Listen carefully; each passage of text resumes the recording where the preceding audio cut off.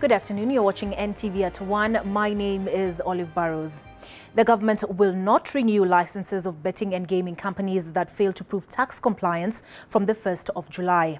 This is according to Interior Cabinet Secretary Fred Matiang'i, who says the sector needs to be cleaned up as it has tax evaders and has over the years dealt a blow to families and communities at large. Kenya is also set to have its first betting policy. We would be lying to you if we did not point out one thing, that the betting, licensing and control regime in our country must change. And the first news I must break to you this morning is this: we are going to turn it inside out. We have to change this thing. 54% of those who are actively involved in betting are all from the low-income earning bracket. Is that something we need to live with as responsible people in this society? And even more saddening, and this is something I have to be very honest with the public, even more saddening, we've been looking at figures here with the board. We have about 500,000 of our young people now who have been blacklisted by some of the lending agencies. 500,000, because they borrowed but cannot pay. And many of them borrowed for betting. Ugenya Deputy County Commissioner Pamela Otieno has warned 4 candidates contesting the Ugenya parliamentary seat against violence during campaigns. The commissioner said that the DCIO is currently investigating an incident where a convoy belonging to ODM's candidate was last night pelted with stones by unknown people. Okusa is on the ground for details. Okusa, first of all, who is the ODM candidate and what transpired?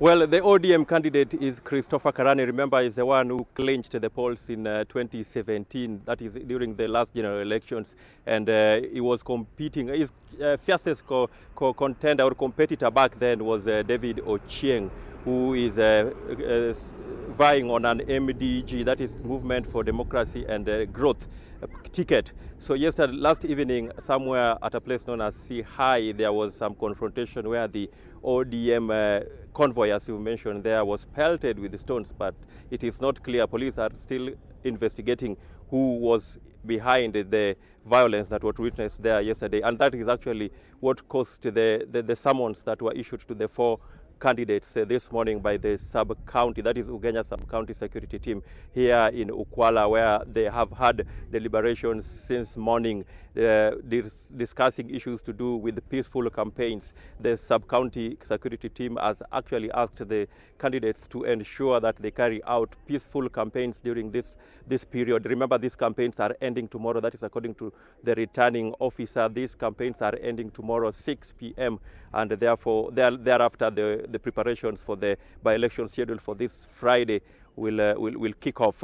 According to the returning officer, actually, they have already received ballot materials for this exercise, and all they are waiting for is the big day, which is Friday. The security team has also assured residents and even the candidates that security has been beefed up. They have actually had additional security personnel who will be here on Friday to ensure that process, the electoral process, goes on smoothly. So that is what has transpired this morning.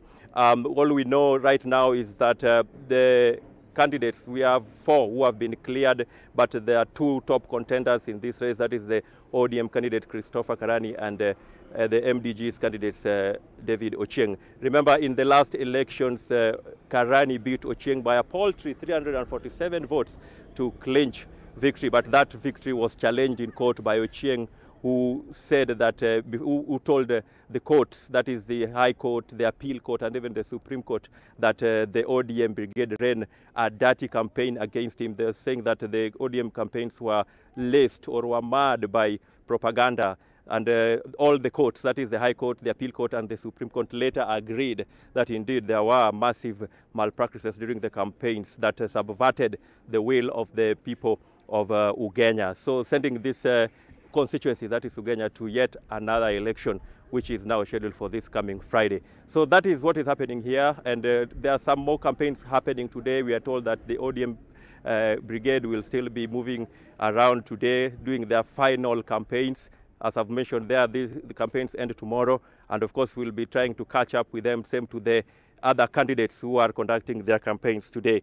So basically that is it from here. Olive will be back tomorrow to see what is happening. IBC says that all preparations, as I've mentioned there, is complete. They have yesterday they met with the party agents, and they have also conducted trainings for the clerks and presiding officers, and therefore, as far as they are concerned, it is all systems go down here in Ugenya.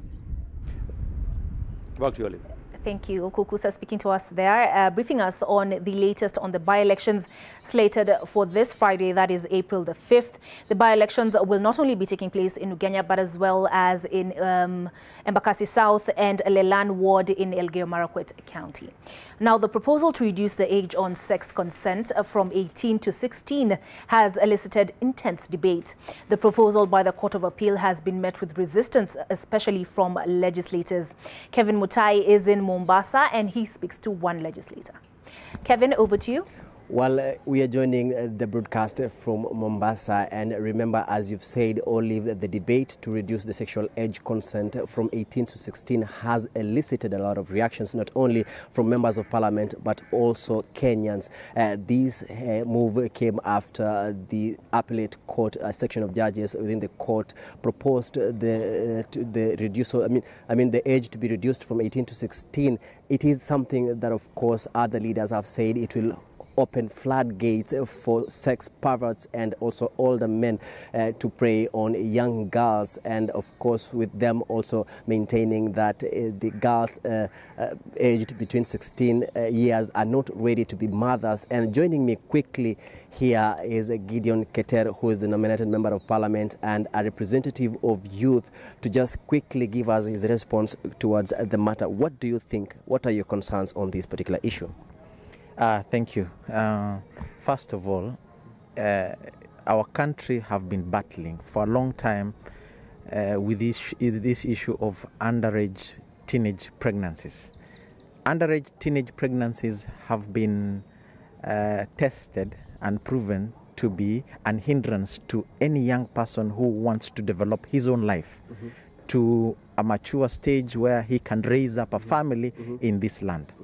And an age of 16 is a very early age. We can just, any parent, when you hear 16, you remember of your daughter who is in Form 3, Form 3 or Form 2, being given an opportunity by government or by whoever to engage in this. Remember, this is a young adult or young person growing up who doesn't understand about contraceptive, who doesn't even understand her own body, of how the body will react to maybe this. So what do we expect after that? We expect a lot of pregnancies. We expect a lot of frustration. We expect a lot of dropouts.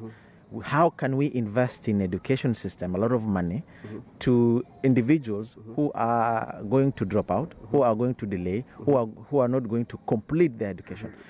Secondly, remember, our parents have come through this in the past, where the tradition is they used to marry at a small age. And the results of that was there was no significant progress when it comes to even raising up or bringing up a family. And you see, as a country like Kenya, we are composed of so many families. That's why we formed this society. Societies, or like Christian societies, have been struggling with this issue of fornication, of young people. This thing, it goes against the belief that as a Christian or as a believer that you need to engage in this before you get your marriage. So you're calling for the shelving of this proposal, and what are the alternatives? Before you give an alternative, for example, this is a social problem we are undergoing as a country. Remember, we also have another social problem of drug abuse. So you want to tell me that the statistics indicates that between the age of 13 to 15, many young people are engaged in drug. Do you want to tell us tomorrow we will wake up and say, as a government institution, and say we want to allow drugs to these young people because there are so many of them doing this? We need to regulate. We need to actually step up as a country or a society and say no to this.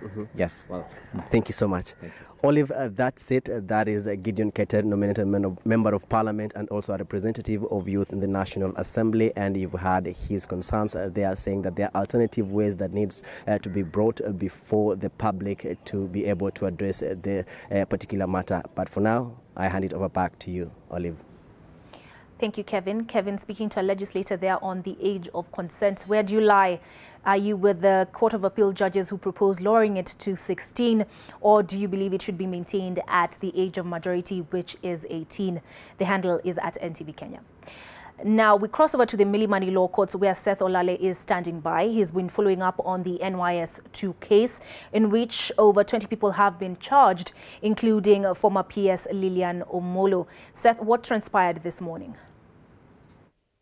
Thank you so much, Olive Burrows. What went down this morning is that the third witness who is lined up by the prosecution took to the stand. Actually, what is happening right now, the court has adjourned to a short break, and the session should be back at around 2:15 p.m. But what went down in the morning is that the third prosecution witness actually gave his account on what he knows in relation to the NYS Cluster 2 case that involves about the loss of 160 million. And remember that the prosecution is being led by Vera Omolo, who actually was examining the witness this morning. What we know is that the defense, led by Stephen Luguna, who is representing the former Principal Secretary for Youth Affairs, that is Lilian Omolo, will be cross-examining the same witness in the afternoon.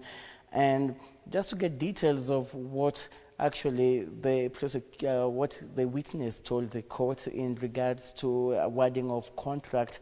Remember that this particular witness represents a company that was actually pre-qualified and awarded a contract to supply foodstuff at NYS. However, that did not materialize because he was not called by the procurement office, and so another company that was not pre-qualified actually got this particular tender and actually won the award. So we're talking about two awards that were won, but one was legit, one was fake, and this is according to the prosecution witness who's actually appearing before the senior principal magistrate, Peter Ooko. But this particular case resumes at 2:15 p.m. Here are the Milimani Law Courts. We are at the ceremonial court, but for more details, be sure to join us in our subsequent bulletin. Back to you, Olive. Thank you, Seth. Now we move on to matters drought. Turkana Governor Josephat Nanok wants the national government to pump in more money to arid and semi-arid counties to mitigate the ravaging drought being experienced in the region. And in an apparent contradictory statement, he also insists there is no drought in the counties, arguing that the resultant cases that are being reported are fueled by poverty. We don't have a famine in Turkana.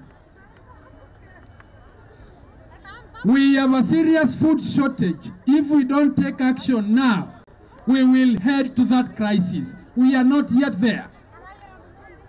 Kwa sababu kitu inaitwa famine, kabla watu kufa, wanyama ndio wanaenda kwanza. Hii ni gani mnatangaza tumeingia famine na wanyama bado wako? There's a process. So I want to thank you for highlighting. Lakini nataka tuendelee kabisa to highlight mambo ya umaskini. Kwa sababu umaskini ndio shida kubwa ambayo nchi mzima haijawahi tackle vilivyo katika sehemu ambayo wafugaji wote wanaishi. Some political leaders from the northeastern counties frontier want the Jubilee Party leadership to call for an urgent meeting to stem the growing discontent being witnessed in the party. The leaders assert that if the disquiet is not tamed, the party will likely disintegrate. They have also vowed to support Deputy President William Ruto in his 2022 quest for presidency. Within Jubilee Party, we are having major crisis right now with a lot of uncertainties within the party. I would like to request the President to convene Jubilee leadership meeting to sort out the issues of concern between himself and the Deputy President of the Republic of Kenya.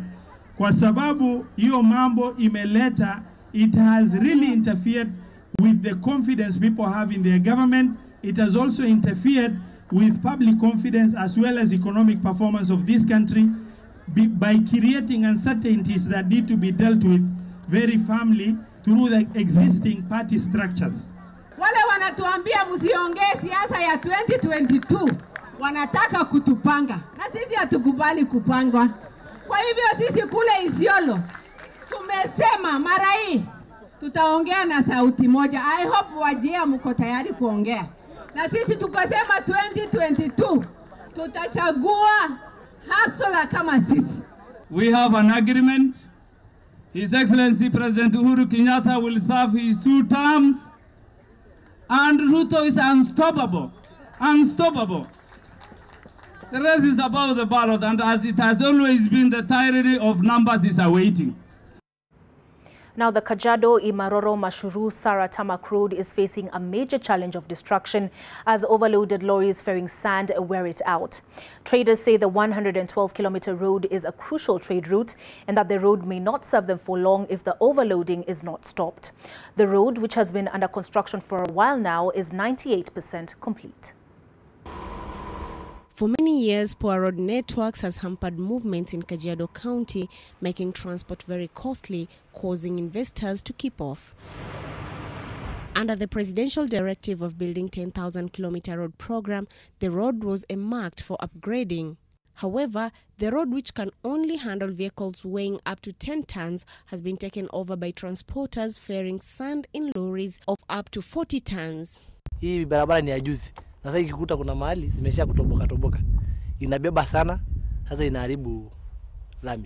The number of sand lorries has tripled to more than 100 plying the tarmac day and night, making more than 3 trips a day. Tunataka wekwe kilo hizi malori ya shangarawe isiharibu barabara sana. Na mahali ng'ombe nafuka barabara wekwe roadblock ndio asiumise mali yetu. The contractor says cost of doing the road has increased by up to 5% due to continued damage caused by transporters who ignore the warnings and signage erected along the road. Before the construction of the road, which cuts across 6 main shopping centers, motorbikes were the main mode of transport. Sasa kwenda Kajiado ni 1 hour. Ilikuwa 3 hours. Sasa ndio naona ni afadhali. Mashimo yameisha. Halima Gongo, NTV. 700 bags of maize and beans were destroyed by an inferno at Kapkwega Girls Secondary School in Uasin Gishu County, leaving students without food to eat for the remaining days of the first term. The fire, which started in the middle of the night, consumed 400 bags of maize and 300 bags of beans that was meant to sustain the school for a whole year. The cause of the fire has not been established. The area member of parliament donated 500,000 shillings and 50 bags of maize, which will help keep the 600 girls in school before they close for the April holidays.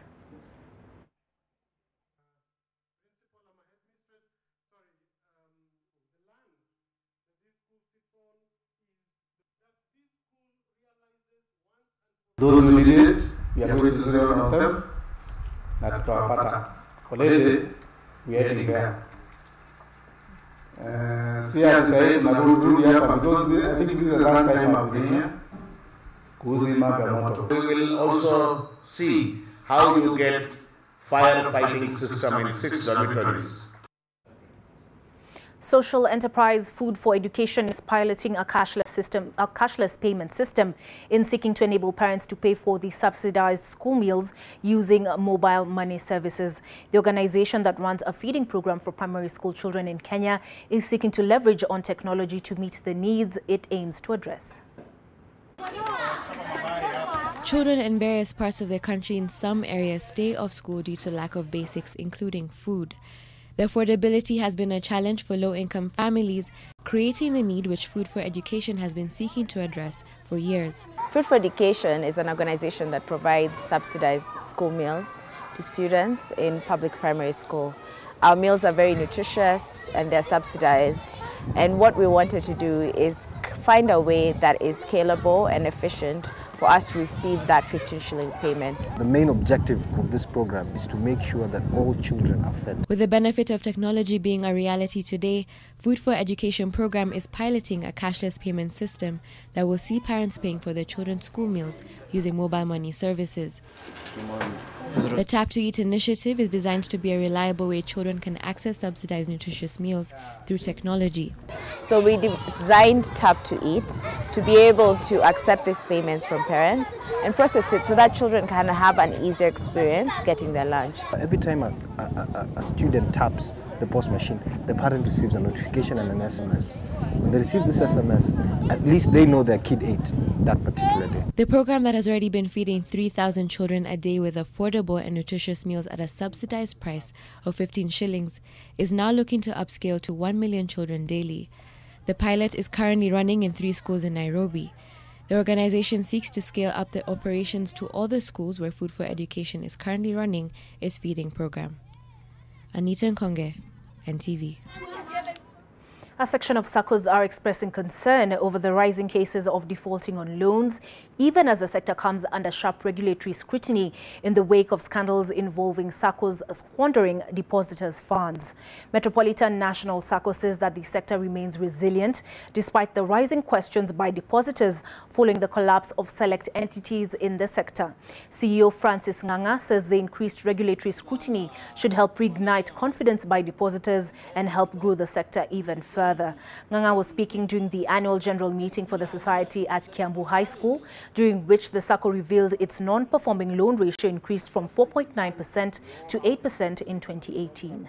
There are SACCOs that have gone uongozi wa SACCO kwenye branch na katika kushuhudia. Human activities, drought and encroachment along critical water catchment areas are draining some of the country's crucial water resources. Lake Bogoria, for instance, famous for its hot springs and flamingos, is on its deathbed due to destructive human activities and climate change. NTV's Anita Nkonge has more on the threats that are facing Lake Bogoria. The dry, dust-crusted bed of the Lake Bogoria unfurls into the distance, the wind cloaking the apocalyptic scene in silence. If water is life, then this is the absence of both. A wonderland known for its hot springs and the flamingos is vanishing into Baringo's thin air. The lake depends on 2 major rivers, Weseges and Loboe, which too have been reduced to a trickle.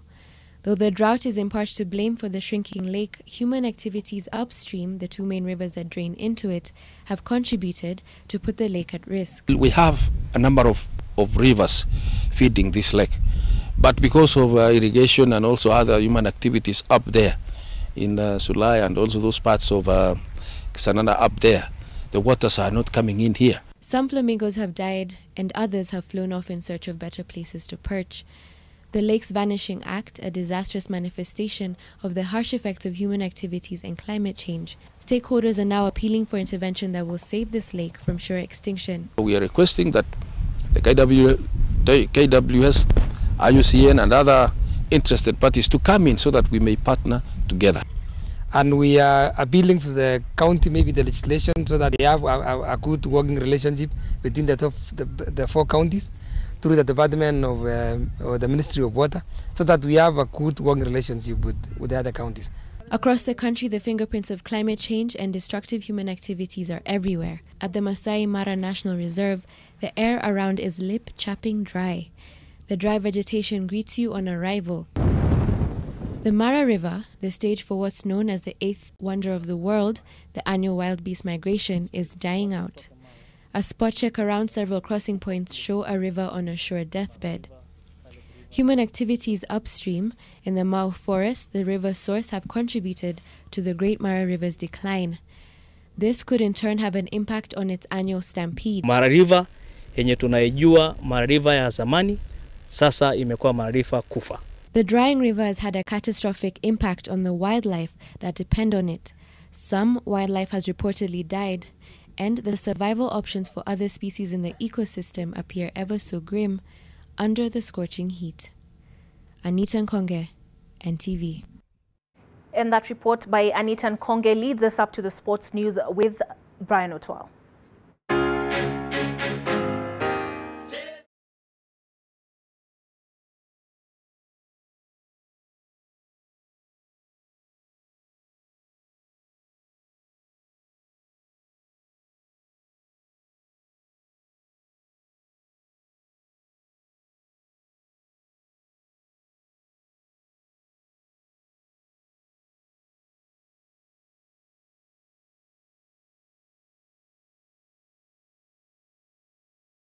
Latest in sports, and Kenya was unable to defend its overall title at the World Cross Country Championship on Saturday, finishing second at the championship held in a tough and demanding course in Aarhus, Denmark, registering just 2 gold medals. Ida Waringa is at the Jomo Kenyatta International Airport awaiting the team that jets back this afternoon. Ida, what time is the team coming? Well, thanks a lot, Brian. And it's still about 50 minutes until the Emirates flight lands at 2:15 p.m., which Team Kenya is currently aboard. As you can probably see behind me, there is a small contingent here currently waiting on the team. And look, you said it yourself, Brian, the team didn't do too well this time in Denmark. If we do compare with their performance 2 years ago in Kampala, Uganda, we scooped just 2 golds.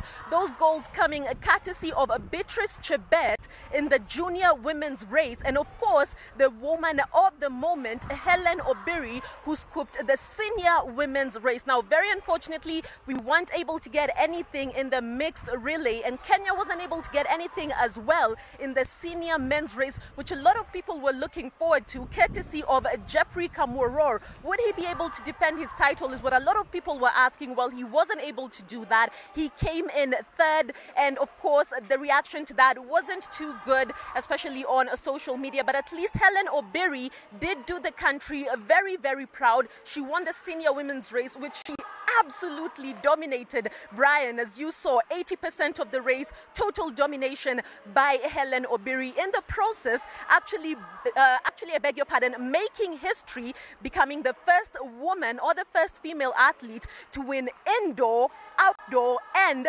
cross country. And it's just a brilliant response and reaction from Helen Obiri. Now, we don't know though if she will be aboard this Emirates flight. As you know very well about Helen Obiri, she prefers a lot of the times to travel separately. We will try and look out for Beatrice Chebet, the likes of Jeffrey Kamworor. The team still doing well despite not being able to match up to their performance 2 years ago in Kampala, Uganda, Brian. All right, thank you so much. Thank you so much, Ida, there at the airport as you wait the team. Moving on from Harambee Stars, coach Robert Bobby Williamson believes he will pursue all avenues to have his 55 million shillings compensation package paid by Football Kenya Federation for unfair dismissal. Speaking on NTV Top Sport show on Saturday, the Scot, who is ailing after he was diagnosed with cancer, noted that he is still hopeful that KPL champions Gor Mahia will pay him 500,000 shillings bonus for leading the club to its first league title in 18 years in 2013. Williamson was sacked to make way for youthful Stanley Okumbi at Harambee Stars technical bench days after Nick Mwendo assumed office at the federation. Meanwhile, Adel Amrouge, another former coach of Harambee Stars, was recently awarded 60 million shillings by FIFA for unlawful dismissal by FKF, a 4-time winner of the Sekafa Senior Challenge Cup during his 5-year stint with Uganda Cranes. Williamson lives in Nairobi with his family. I've got a case coming up in May. Yeah. It's taken a long time. Now, I kind of went to FIFA initially, but I think I've got to exhaust every avenue in Kenya before I go down that road. I don't really want to go to FIFA because I've seen in Zimbabwe, when they sacked a coach and they never paid the guy, that he took him to FIFA and they get banned. They get banned from tournaments. I don't want that to happen to Kenya. I love this country. I love the players. The players were fantastic, and I want to see them being successful. So I really don't want to go down that road. But I just hope they do the honourable thing and pay me for the job I did. And Karim Benzema scored a dramatic late win as Real Madrid came from behind to beat bottom side Huesca 3-2 in La Liga thriller in the 89th minute. Real boss Zinedine Zidane started his son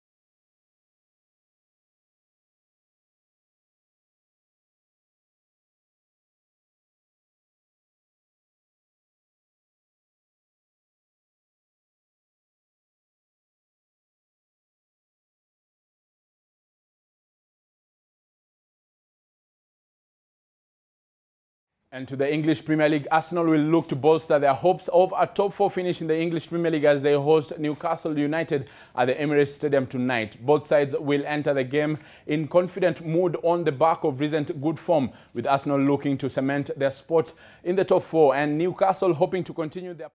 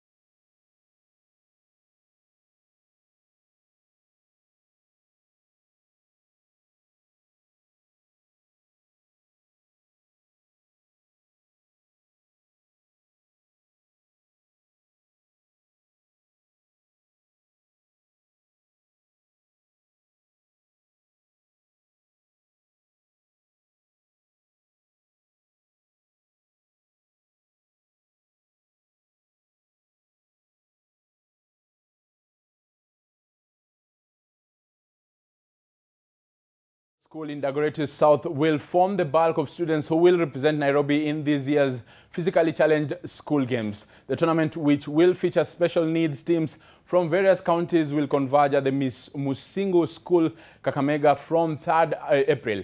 The Nairobi team will be led by Mr. Thuku Njuguna, the school's head teacher, who last year was honored by the head of state with a HSC for his outstanding work in teaching students with physical challenges.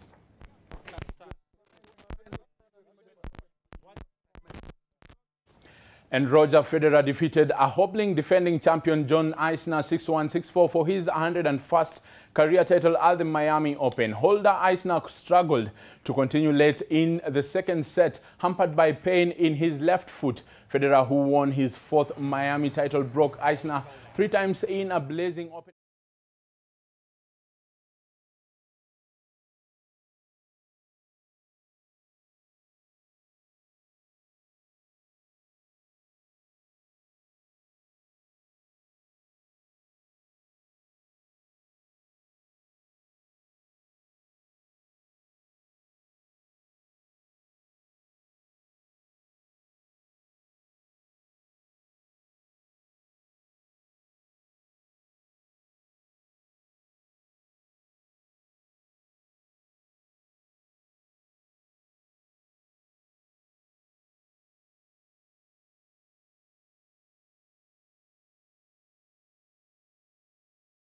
The Argentine Grand Prix to take the overall lead from Ducati rival Andrea Dovizioso. The Spaniard, who started on pole position at the Tams de Rio Honda circuit, now has 45 points to the Italians' 41 after 2 races. Italian great Valentino